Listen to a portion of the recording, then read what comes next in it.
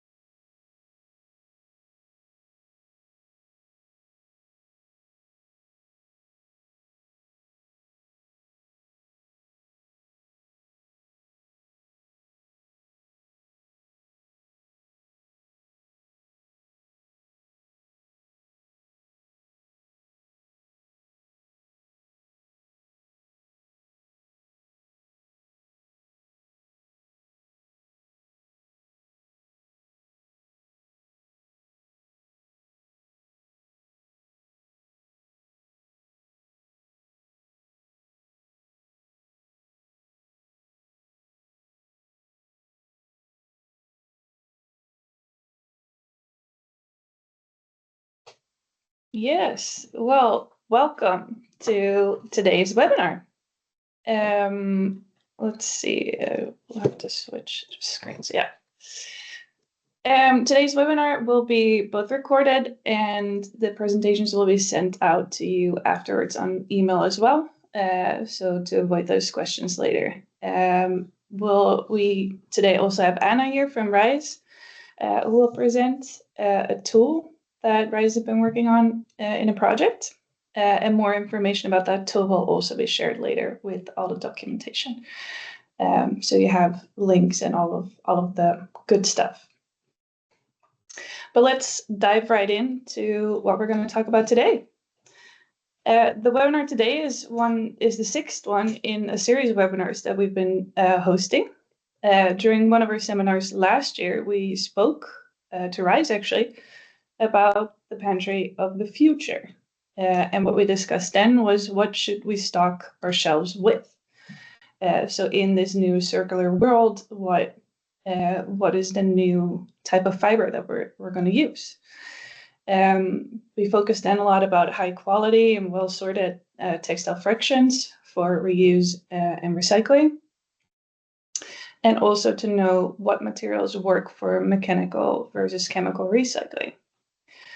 What we have seen during the last year is that EU legislation is giving this framework for who must stock which shelves, with what quality, and who pays for it.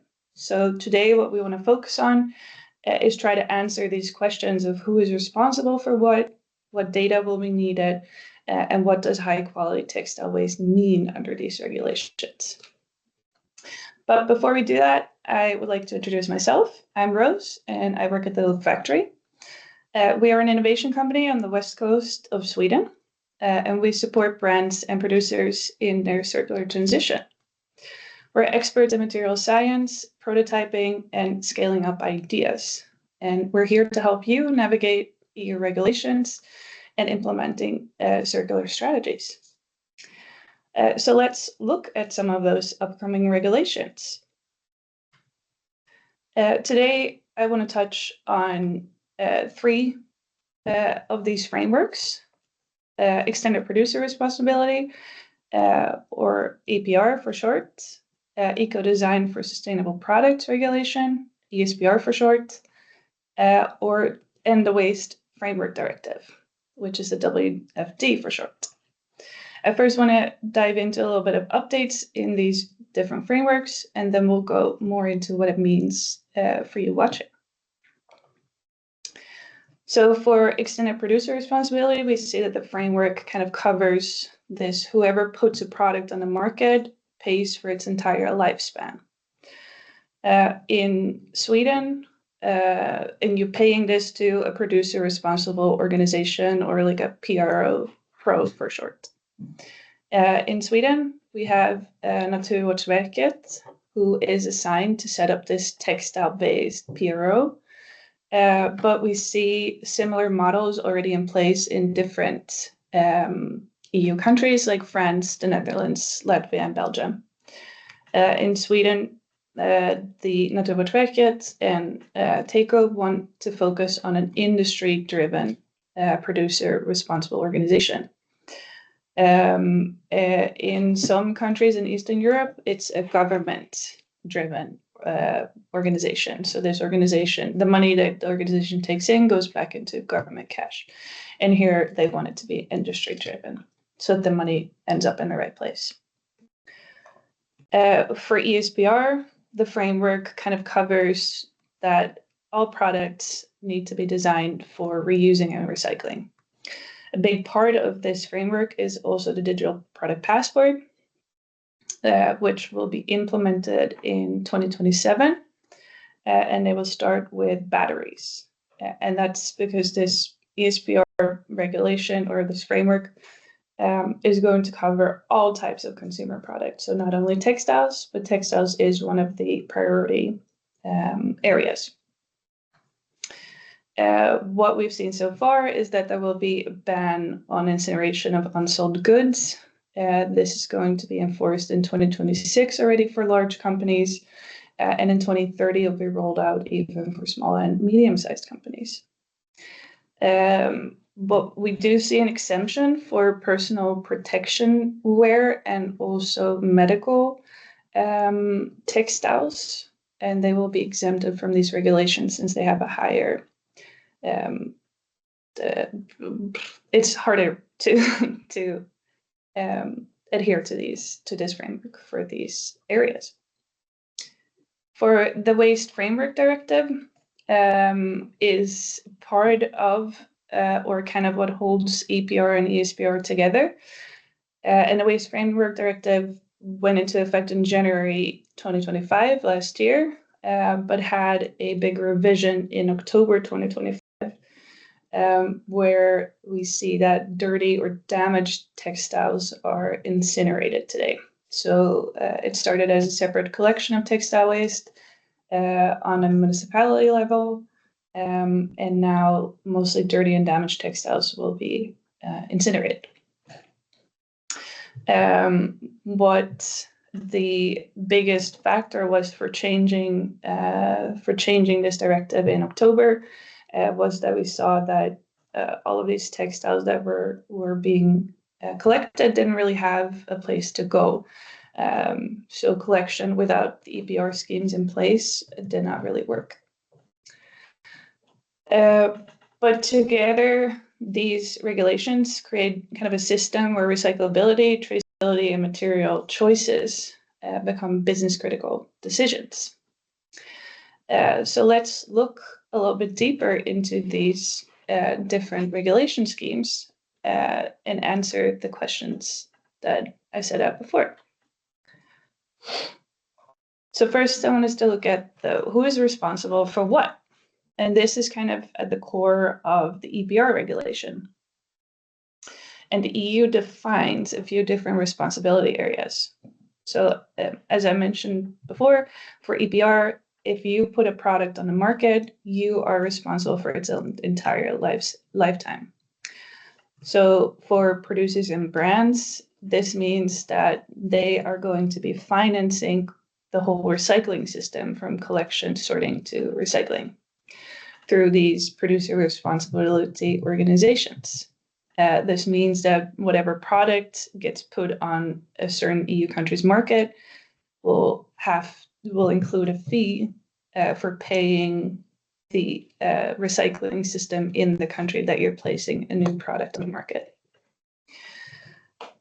For municipalities in the respective EU countries, this means that they are responsible for organizing separate collection of municipal waste and to ensure quality control, especially with the damaged and dirty textiles that I was talking about before. Recyclers are in their turn responsible to process all of these sorted fractions to meet quality standards, which have also become a little bit higher. But this framework really shows that we are moving towards eco-modulation. So very likely you're going to be paying more for hard to recycle products and less for circular design. And these hard to recycle products are, for example, with a lot of disruptors or fiber blends. But we'll look a bit more at that later. And even Rice, I think, is going to talk about that too. But the WFD, the Waste Framework Directive, is kind of leading as to when EPR is going to be in place.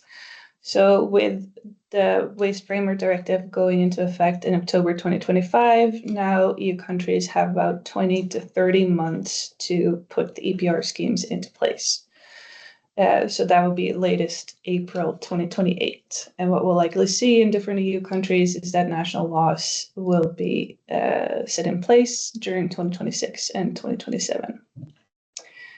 But for these systems to work, we also need reliable data.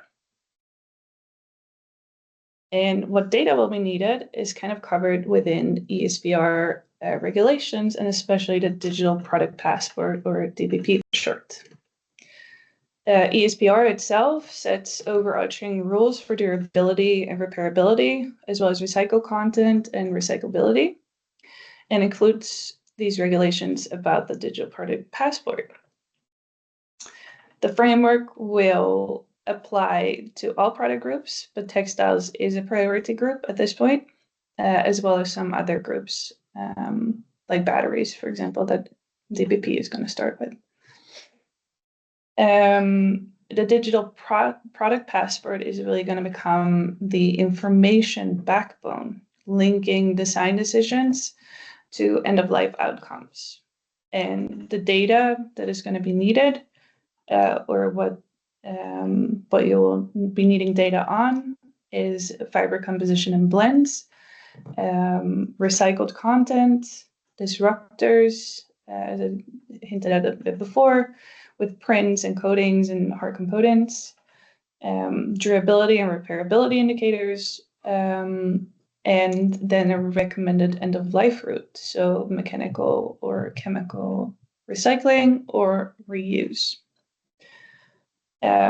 What is important is that this data needs to be standardized and verifiable, for it to work at scale.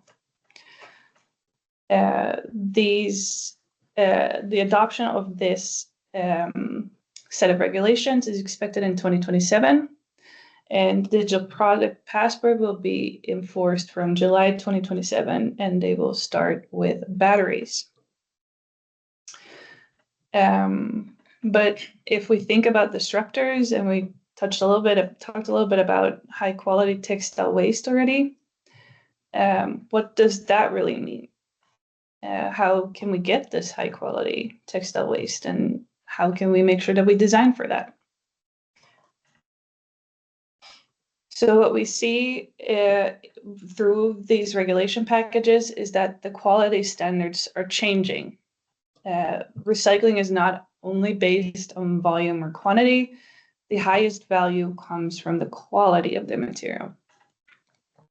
For mechanical recycling, this means longer fibers, specifically in yarn spinning, that there's minimal disruptors like clothes with a lot of buttons or zippers or all over prints that make it harder to recycle mechanically. Color sorting also again linked to mechanical recycling to yarn, for example. Elastane can be a well-known disruptor in both mechanical and chemical recycling processes. And for chemical recycling, we see that pure fiber types are of high importance. Some blends are tolerated, but high content of a certain fiber is still optimal. And we also see that specifically in chemical recycling that some certain dyes or finishes are hard to tolerate in chemical recycling. But what we see is that these classifications of these different waste streams that come out of a sorting facility, they really create this bridge between what we can collect and what we can recycle. So this data is becoming really, really important. But implementing all of this is not as easy as it seems. Oops, sorry. So now that we've talked a little bit about the who and the what and the why, let's talk a little bit more about the how. Because what we often see with these regulations is that implementing these strategies is just not as easy as it seems. We see that organizations like you guys listening often get stuck with translating product design to recycling categories, because relating product design to recycling is not as easy as just stating it in a regulation. We also see that there is a struggle linking design decisions to EPR fees, like what classes as a hard to recycle product that you pay more for, and what are the effects on that on the bottom line. We see that most products lack recyclability data or documentation needed for digital product passports, since it's a new way of thinking, so we haven't really thought of it that much. And sorters still rely on basic parameters that, like just a few parameters when they are sorting their waste, which I think Anna will talk a bit more about. And recyclers receive inconsistent feedstock quality. So this alignment between brands and sorters and recyclers around the same classification logic is really, really important. And this is kind of where RISE and TLF can help. We invited Anna today to talk more about the first step, which is designing better and generating the necessary data.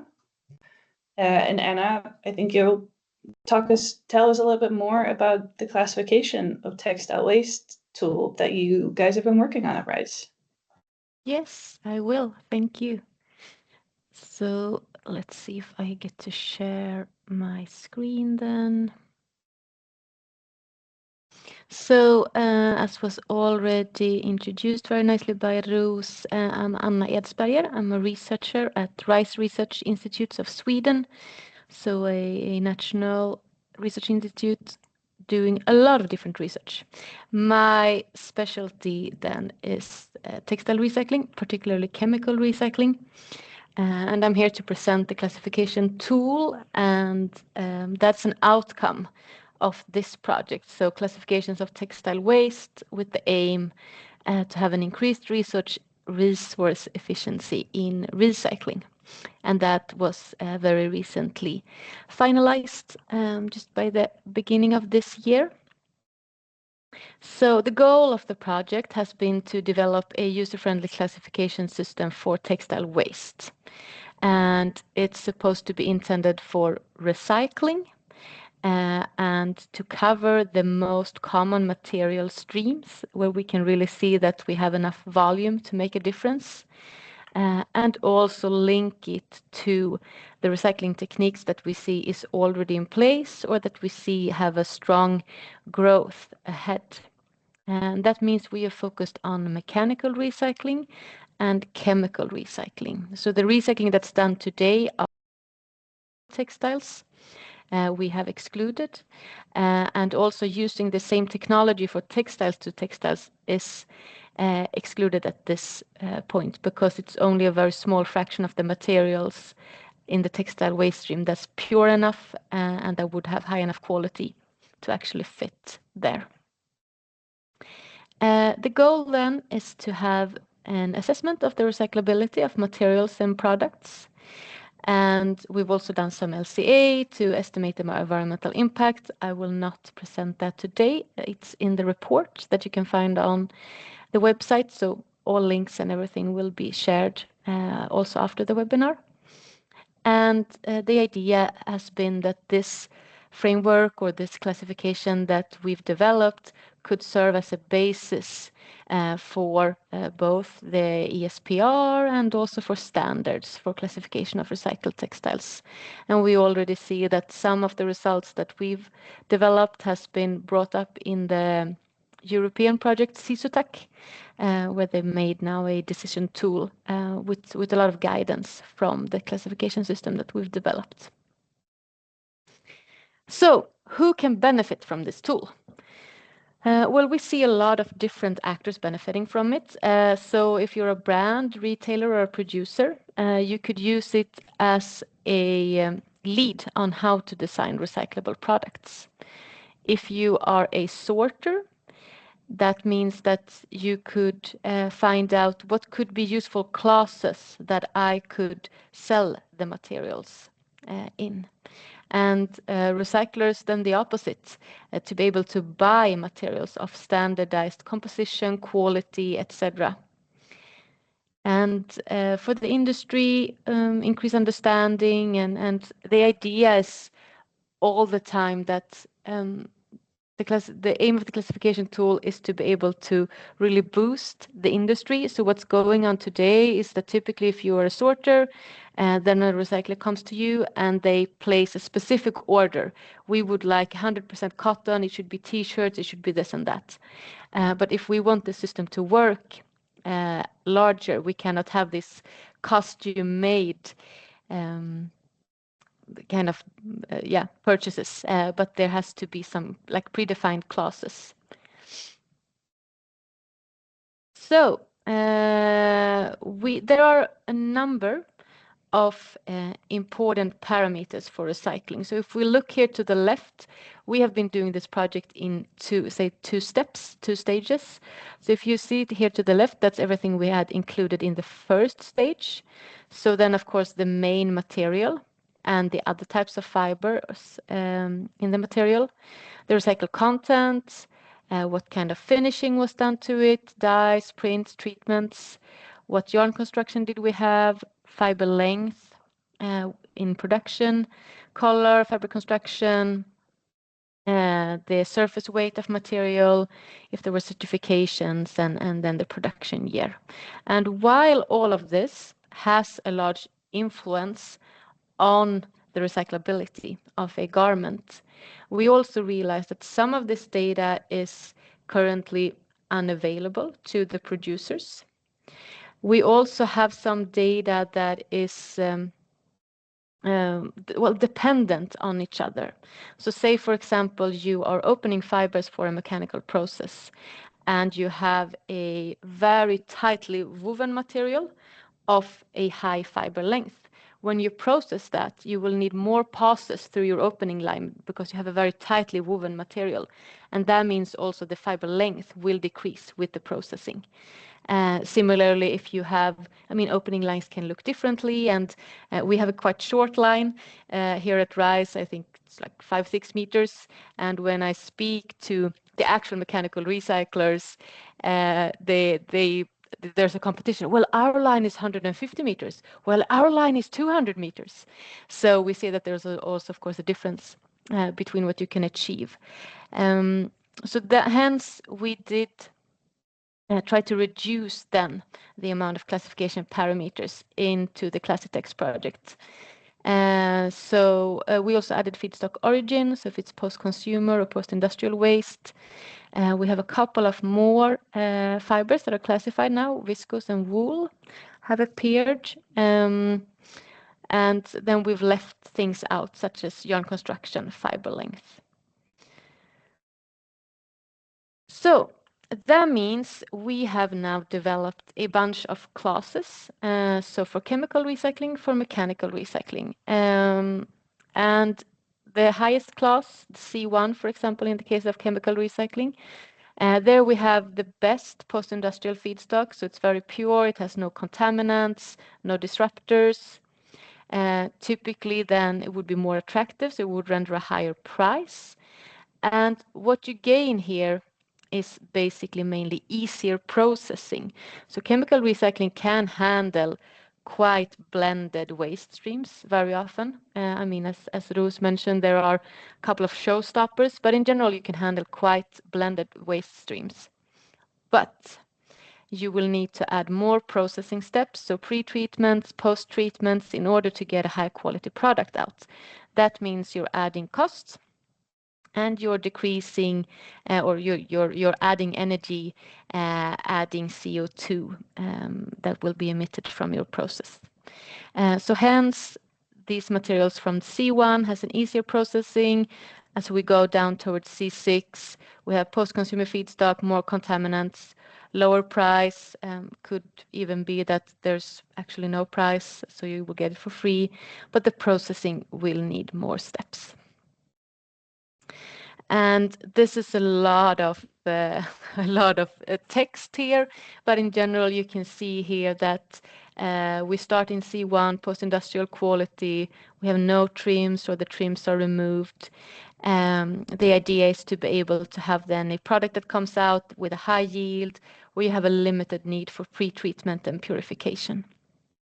And then you see that we're adding more and more exclamation marks as we go along the line, meaning that you need to add more processing. For example, when you start having trims in there, if you buy a feedstock with trims, of course you need to detrim it. You will lose some of your the weight of your material, of course, in this process, and you will also add an extra processing step. So for C1, we can see we try to make it up a bit graphically. So we allow fabric scraps and yarns, only 100% of the fiber in focus, in this case cotton. Recycled content is allowed, so that's not a showstopper for the chemical recycling. No trims, no treatments.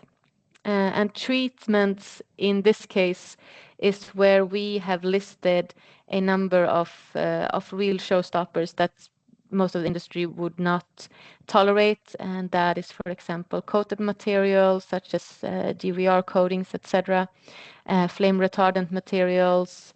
There's a couple of more. I'll get to them later.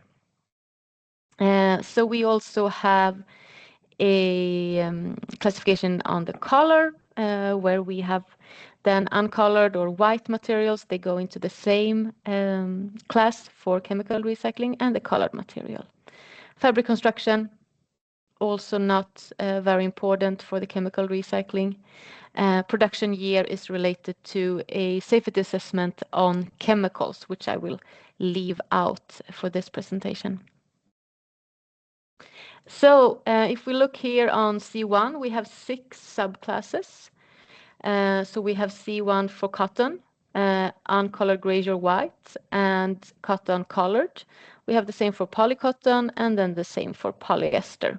And I see my total count here is wrong because we added polycotton later in the project. So 6 subclasses for C1. And you will see when we now move into the mechanical classes that there's many more subclasses. So for mechanical recycling, we have in total 234 classes.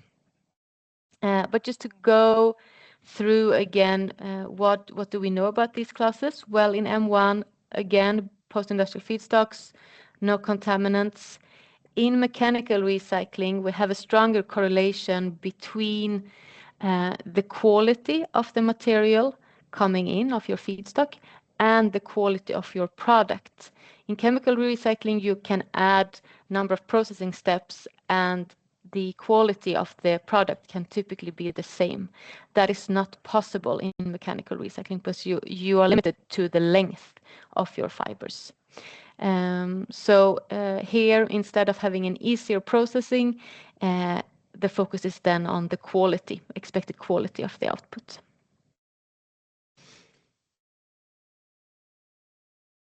Sorry, yeah. Now maybe you're wondering, so why does chemical have 30 classes and mechanical has 234 classes? Well, first of all, we have more fiber types in focus for mechanical classes, so cotton, polyester, polycotton, also viscose and wool. If we come to color, mechanical classes have both uncolored grayish, white, and the colored material, whereas for chemical recycling, uncolored and white has been packaged into one. Fabric construction then, knitted and woven, very important for the mechanical recycling because you will run them through the processing lines in different ways. So as if you are opening material, you would want either knitted or woven material. And then it is also important, of course, with the ratio of polyester to cotton for the polycotton textile. So if you are purchasing yarns for a garment that you're designing, it is important to you whether you get 80% polyester, 20% cotton, or you get 50-50. So of course, also the recycled yarns we have to be able to know what is the relative composition between polyester and cotton. And then, of course, there has to be combinations between all of this. So A1 with knitted and 80-20, and then you end up with a lot of different categories.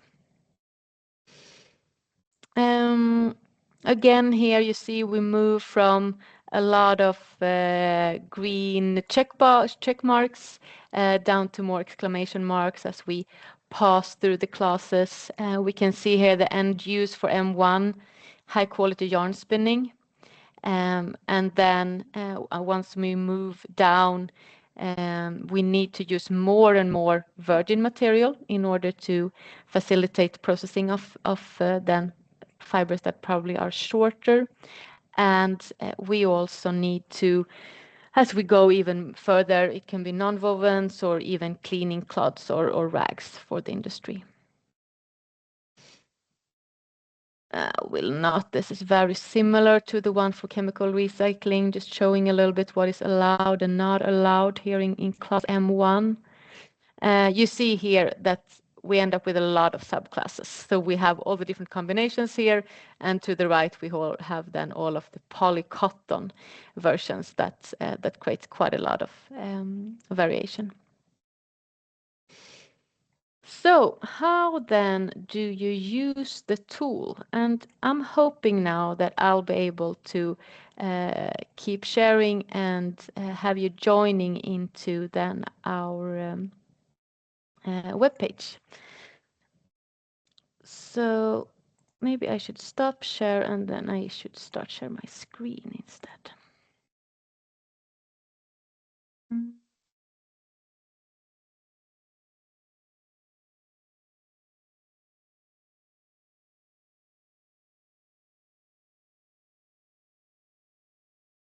Are you still with me, Roos? Do you see Rise? Yes. Yeah, good. You're nodding. Yeah, That's great. Yeah. So here we have our webpage in the Rise universe. It's available in Swedish or English about the classification project. If you scroll down here, we have a bunch of, we have the final report, we have the user guide, how do you use this classification tool, and also we have a guide for how you can make workshops using the tool in your company. And we have a couple of partner companies in the project that has done this, where we basically ask you to focus on a couple of products from your collection and then go through the tool and see where do you end up when it comes then to the recyclability. So I'm going to download here so it's an Excel file, the tool.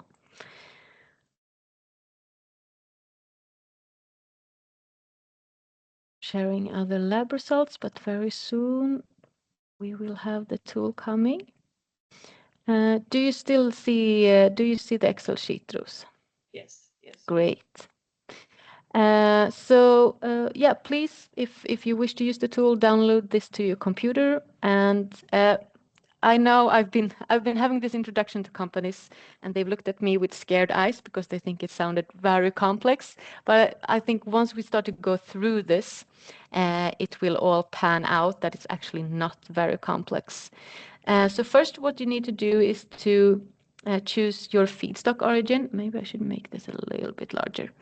So do you have fabric scraps and yarns? Do you have post-consumption industrial waste? That could be, for example, sheets and towels from hospitals or from hotels, or do you have post-consumer textiles? And if you are a producing company, when your material comes in for recycling, probably they will then be post-consumer textiles. Otherwise, if you are looking on maybe a side stream coming from your production, you will choose fabric scraps and yarns here.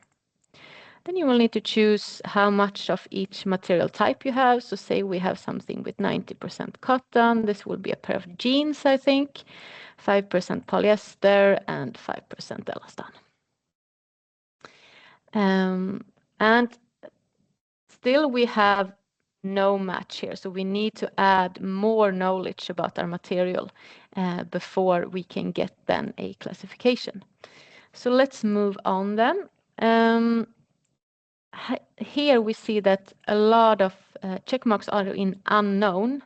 Typically unknown is not allowed, so make sure that you change all of this. So I have no recycled content in my material. I have zippers and buttons because this is a pair of jeans. So I'm gonna cross that in. Sorry, now it went first. So with treatments, there's a little info box here that details a little bit about all of the different abbreviations we use here. So in order to get a classification, you have to check mark that you don't have a durable water repellent coating, that you don't have fluorine, so PFAS, and that you don't have any flame retardant in, and you should uncheck unknown. Then there are a couple of extra ones about no UV stabilization and no biocide, and that is more related to then again chemical safety of your product. I'm gonna check color, so this is colored. Fabric construction is woven, and they are produced this year. So production is 2007 to 2027. So then let's move back here again. And here we see now that we have gotten here a recycling recommendation. So we can use it both for mechanical recycling and for chemical recycling. According to the waste hierarchy here, we always recommend mechanical recycling first because it better preserves the integrity of the material. So we see here that our jeans are now M4, so mechanical class 4, cotton rich. It's colored, that's the B, and the W is woven. If I now think, okay, will my material get better if I then remove the elaston? Would that be helpful? And then I will have also more cotton in my pants. So you see, it didn't make a very big difference here with the M4, but we did get a better classification for the C4. And if we now, yeah, now you can play around like this. You take a garment, you play around a little bit with these figures, and you will see how this classification changes. And we see that it can be quite useful when then trying to design a new garment and seeing like how, okay, so what are the critical things that we need to change in order to move this then into a higher category. So I am gonna stop sharing there, and I'm gonna give the word back to Roos. Yes, thank you so much, Anna. It's really interesting to see the tool live as well. Let me see what I should open. There we go. I think that's good, yeah. Yes, so before we go into like some questions and answers, we wanted to take a look at what you can start doing today.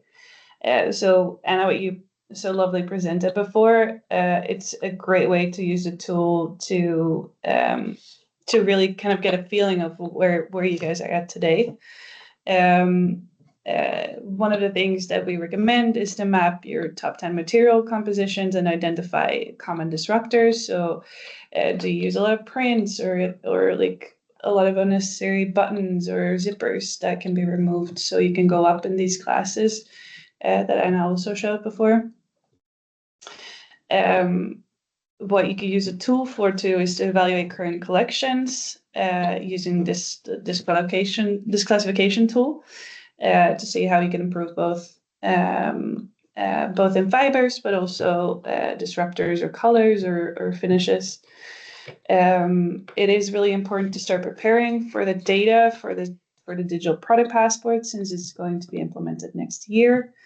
And with that said, also, we didn't talk about that today, but these two consumer directives, both green claims and the empowered consumer directive, both really focus on the information that we give to the consumers that are going to buy these products, and their data is also very important. Then we also want to highlight to align input specifications with these emerging classification standards, and that collaboration between brands and recyclers is very important to improve feedstock quality for recycling as well, so that when we are mandated to go up in recycled content in our products, that we have good feedstock quality to do so. Because if you put shit in, you get shit out, is what I'd like to say. So as Anna talked about a few things you can get help from RISE with, we also want to highlight that we are happy to continue the discussion. So we would like to invite you to book a consultation for 30 minutes, and then we can see how we can support you to prepare for these upcoming regulations. But before we do that, I think we can take some questions and answers if there is any.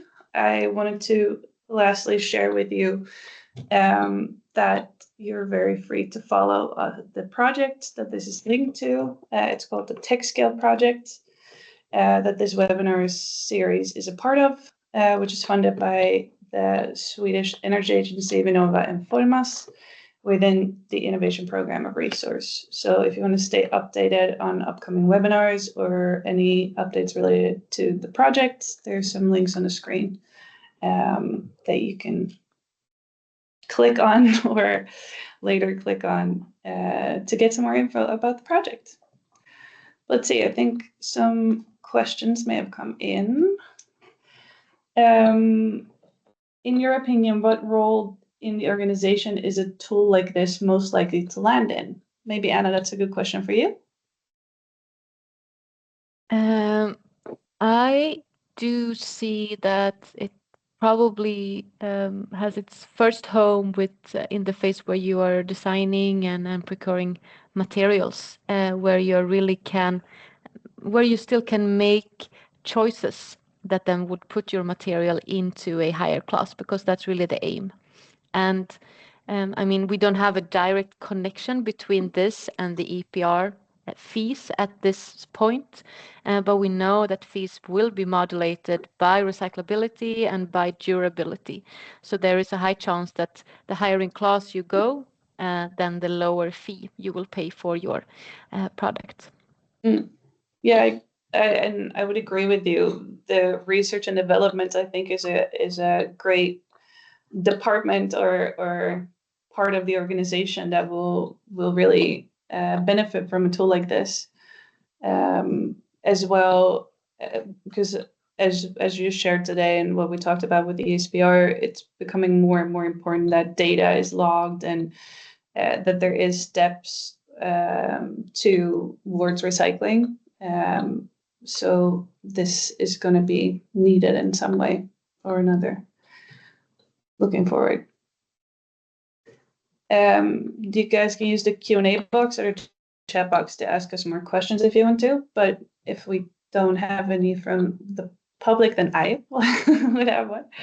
What did you see was most challenging, Anna, for creating this tool?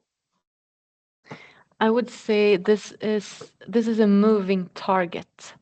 So we see that constantly we have an improvement and there are new methodologies coming here. We see that this is an area where we have a lot of companies coming up, startups, especially in the chemical recycling, where we see that we get higher tolerances for fiber blends, etc. So that has really been to try to map, okay, so where are we today and what is already we see starting to scale now and what might be scaling in 10 years, but it's not there yet. And then to calibrate that with the categories that we've set. I think, and I think we always, I mean, this tool will be constantly updated. So what is true today will not be true in 5 years. And then also, of course, these classes. And also, I mean, when it comes to the EPR and the fees, they have to be agile and really see where the industry is going. Exactly. And because this work was done within a project, and you touched a little bit on the CCTalk project, but do you guys still actively link towards all these new EU regulations through these projects too? Yes, we are. Yeah, we are involved in several projects, both national and on the European level, which has very dedicated tasks to be part of and try to both follow and influence the legislation. And what do you think is the biggest challenge when it comes to textile recycling as a whole right now? I think what I hear from all the recyclers, that is the demand, that there's a very low demand for their products. So they have products and they knit up T-shirts and they try to broadcast and show us what they have. But price-wise, it's very difficult to compete with virgin materials. So low demand is what a lot of them are. Have a huge challenge with. And then when it comes to the chemical recycling, it's all about scale. And we see now in Europe that we have a lot of actors trying to emerge.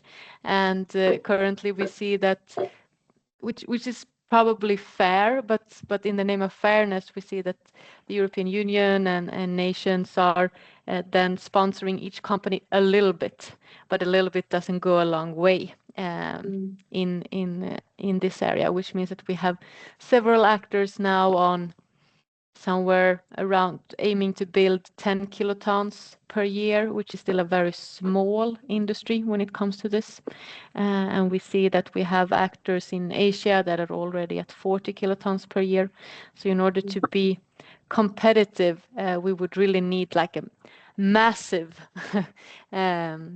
financing in one or a couple of technologies.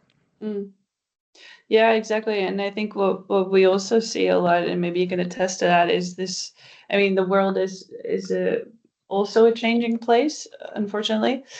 But that the talk about sustainability is more going towards resilience. So how can we, as a European Union, be resilient towards a changing or polarizing political landscape? If that's the soft way of saying it, maybe the politically correct way of saying it. So I think that's also an interesting discussion to see how we can scale up textile recycling in a bigger way to not be as reliant on oil that comes from different parts of the world than Europe.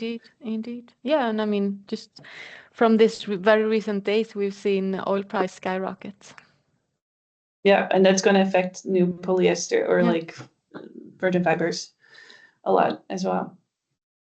Do you have any final remarks you want to share, or because otherwise I think I'm out of questions.